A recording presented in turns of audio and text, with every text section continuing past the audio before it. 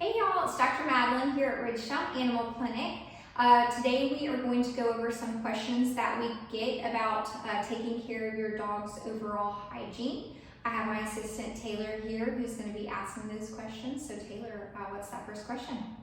Dr. Madeline, how often should I brush my dog's teeth? So the Veterinary Oral Health Council recommends every day to every other day doing some sort of dental care. So if you are brushing your dog's teeth, I wouldn't go longer than every other day without doing that. How do I brush my dog's teeth? Yeah, so if you've never brushed your dog's teeth before, I recommend starting slow. You're not gonna be able to brush the whole mouth typically the first time unless you have a super patient dog. We're gonna kind of have to get them acclimated to that. So they make dog toothbrushes as well as dog toothpaste. So just as a reminder, you're not able to use people toothpaste for dogs. And then they also make like a little finger toothbrush. Really the dog toothpaste is just flavored and it's trying to encourage them to tolerate the dental brushing. But you can also just use water in the toothbrush. It's the actual physical action of the bristles on the teeth where we're getting that benefit from. And so I usually just recommend starting off small. You're really only going to be able to get the outside surfaces of the teeth. You won't really be able to get the inside tongue surface of the teeth. But we're just looking to try and kind of whisk away some of that plaque that's on the teeth. So I usually recommend starting kind of on one side and give them a treat as you go whenever they have reached their limit. I would stop for the day. Next day you can try, going a little bit longer, maybe on the other side of the mouth.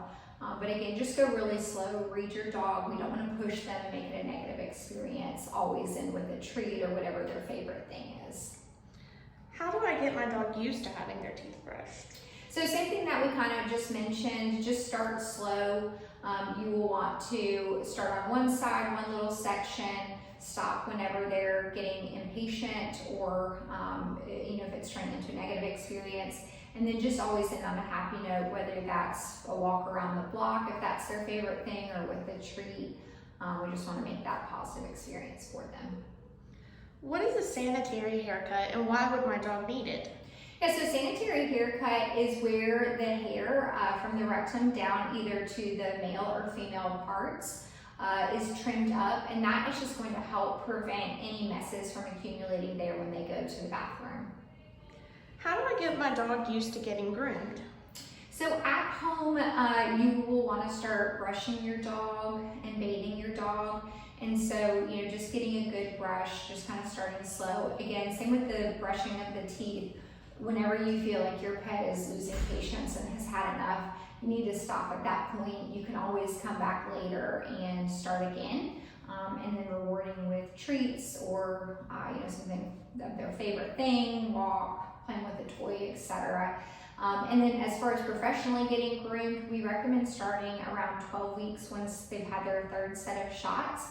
And just, frequent trips there. It's sometimes a little scary going to new places with new people. So we want to try and find a groomer that we love, that works with your dog, and just kind of start that behavior, that grooming early.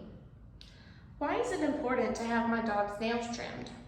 So nail trimming is very important because if the nails grow out too long, they can break and cause nail bed infections.